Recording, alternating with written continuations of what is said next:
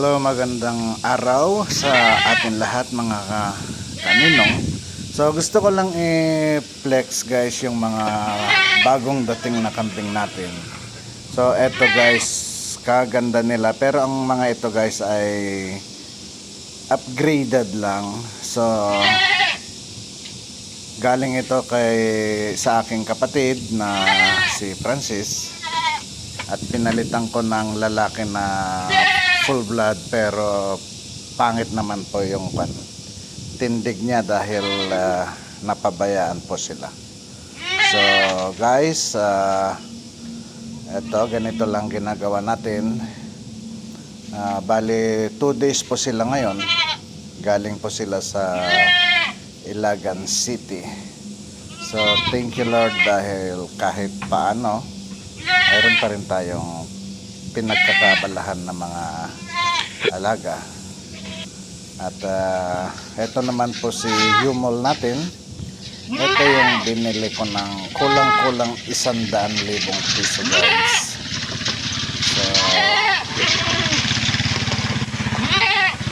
wala po tayo kasing makuha na yung mga matitinong tao na mag-aalaga. Yun ang mahirap sa atin na nasa ibang bansa guys. Through telephone lang tayo nag-update, at kung balasubas yung mga tao na makukuha natin, doon po tayo malulugi talaga. Ito naman yung natin, paanak ko na Anglo-Nubian dati yan. Ako po ang nagpanak yan. At ito naman, hindi ko na matandaan kung anong kambing to. So yun lamang guys, maraming sakripisyo talaga. So dito naman po dadako tayo dito sa ating mga baboy, at mayroon din po tayong bagong panganak guys. So maraming salamat sa Panginoong Diyos. So ito guys yung native natin na pinasampahan natin ng pure durok. Buntis din po ito. Bali 5 po yung breeders natin, 2 hybrid at 3 native. So lahat po yun guys, yung 5 na yun buntis, at nanganak na nga po yung isang hybrid natin. So mag-uumpisa ulit tayo na magpapanak ng mga baboy. At itong mga native kong ito guys, mga naka-4 or 5 anak na po sila. So medyo okay din yung kanilang mga panganganak. Ito buntis din ito. Ito yung native po ito guys, pero magaling din mga anak ito. Mga naka-3 or 4 na rin anak ito, at buntis din po ngayon. So yan, konting kembot lang, konting paghihintay, mayroon na naman tayong mga biik na ibebenta pagdating ng araw. So ito guys, yung malapit na rin mga anak ito. Ito yung isang hybrid ko na malapit ng mga anak, mga in 1 month po siguro mga anak ito. Dahil lang baboy naman guys ay 110 to 120 days yata bago mga anak. Hindi lang po ako sigurado. Kumbaga mahigit 3 buwan. Ito rin bagong kwan guys ito, gagawin kong bulog, land race ito. Pinili ko na biik, pero ito medyo mahaba siya, patatabayin lang ng konti, at gagawin ko pong bulugan ito. Dahil plano ko po magdadagdag po tayo ng mga inahing baboy na mga hybrid. So ganyan lang guys ang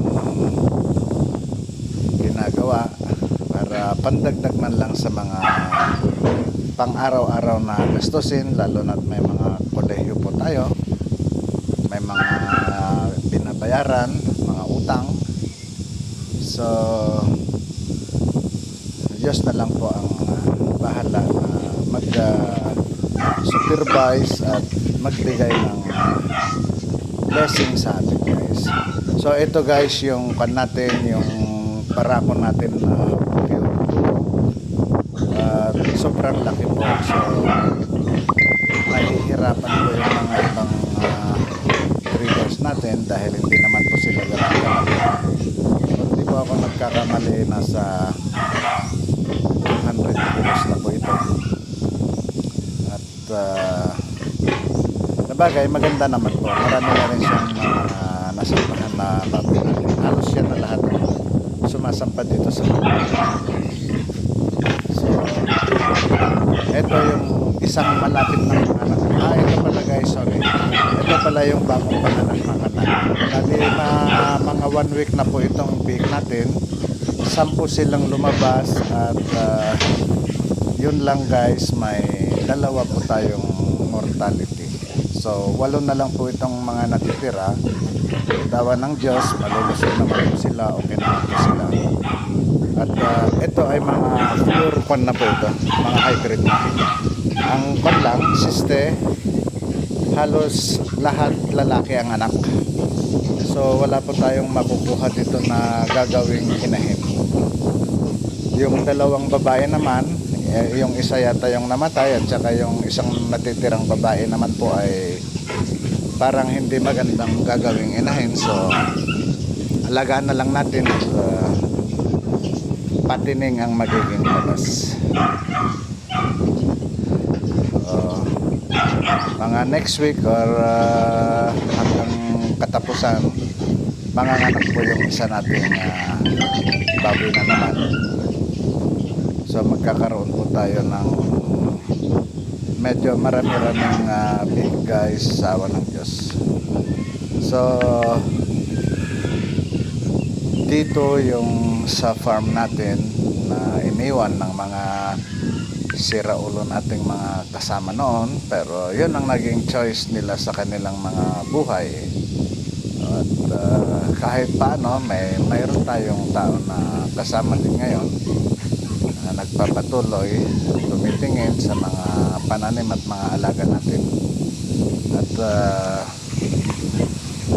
sana makakuha pa tayo ng isa para dalawa po sila, kasi mahihirapan po talaga pag isa lang ang mamamahala dito, dahil may experience naman po tayo sa pagpa-farming at alam din natin yung kapasidad ng isang tao. So ito yung mga natin, saging, yung niyog natin kulang po sa alaga. At ito mga gulay, kaya lang wala pong ulan, so dry na dry po yung mga lupa ngayon. Ito ang problema sa lugar po natin, dahil kung tag-ulan po ay puro ulan, at kung tag-araw naman puro tag-araw. So mahirap talaga. Ito yung tinatawag nila na climate change. At yan po yung kulungan ng ating mga manok. At yung cameraman natin umiikot. Medyo marami-rami na rin guys yung kahit paano. Marami-rami na rin yung mga tumubo dito. Halos ako pa lahat ang may tanim dyan sa mga nandyan. Dyan lang yung mga dati nating kasama, sabi dami ng tanim, ewan ko kung nasaan yung mga tinanim nila. So ganun lang talaga mga kababayan ko. Ganito lang ang buhay, kailangan natin. So ito naman yung papisa natin guys na mga pabo o turkey. Mayroon po tayong 12 heads dito. At kasalukuyan po tayong nag-i-incubate sa bahay ng mga babubin at bengala. So siguro next month marami po tayong aalagaan. Madadagdag po yung mga alaga natin. At sana po makakapagparami po tayo.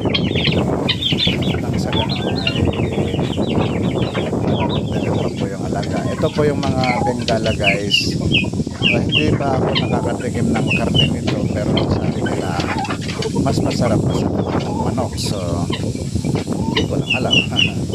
Matry natin pag uwi po natin. Bakasyon po tayo. Ayan, kahit hindi pa po tayo nakatikim, parang nakakatuwa na pinapanood ko sila. Gaya lang yung mga alaga dito ay parang mailap. So mula nung pagkabili ko ang mga ito ay nakakulong na lang sila palagi at nangingitlog po sila. Ang itlog po ng bawat isa dyan pag nangitlog ay 40 plus.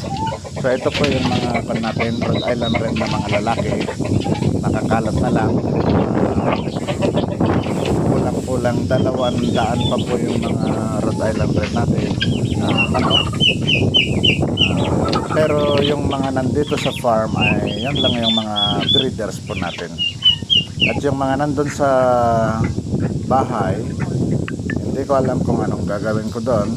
Yung iba pinapakatay ko na lang kasi wala nga po tayong taon na magbabantay, wala po tayong taon na mag-aasikaso. Pero kung makakatagpo po tayo ng taon na medyo okay, so gagastusan ko po yan ng page para sa kasi nangingitlog na po sila. At shout out na lang dyan kay Taweng at sa asawa niyang magaling na hindi naman nag-aral. Maraming salamat at kayo na mismo ang nagkusang lumayas dyan dahil wala naman pala akong pakinabang sa inyo. So ano ngayon, nga kayo ngayon.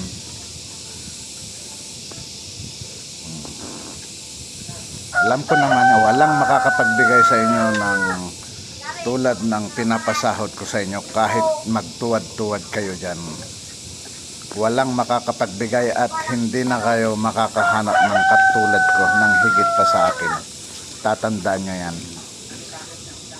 Yan lang ang masasabi ko sa inyo. Mga bastos kayo at sana makatagpo rin kayo ng mga taong katulad ninyo. At nang sa gayon ay matauhan naman kayo.